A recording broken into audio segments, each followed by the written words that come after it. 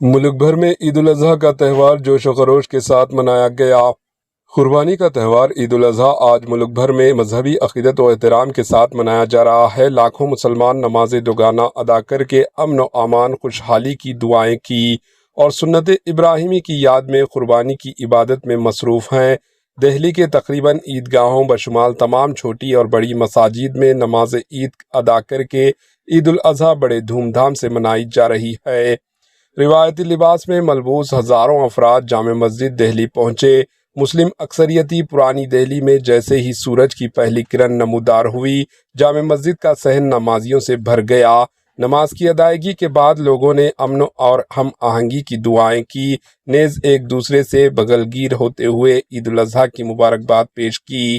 نماز سے قبل امام و خطیب اور علماء کرام نے عید الاضحیٰ کی اہمیت، فضیلت اور فضائل بیان کرنے کے ساتھ ساتھ مسلمانوں کے درمیان اتحاد اور یکجہتی پر زور دیا۔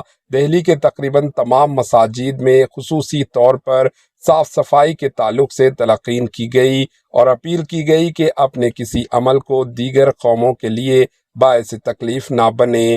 اسی دوران جامع مسجد کے آس پاس سیکیورٹی کے سخت انتظامات کیے گئے ہیں۔ اس کے علاوہ ریاست مدھیہ پردیش، ریاست تلنگانہ، اتر پردیش، آندھرا پردیش، ممبئی اور سری نگر و مختلف ڈسٹرکٹس و مختلف ریاستوں میں بھی لوگوں نے عید الاضحیٰ کی نماز ادا کی۔ بھارت بھر میں قربانی کا عمل نماز دوگانہ کے بعد شروع ہوا، جو 9 جون 2025 تک جاری رہے گا۔ پیش ہے اس خصوص کی جھلکیاں۔ Bureau report AHN news.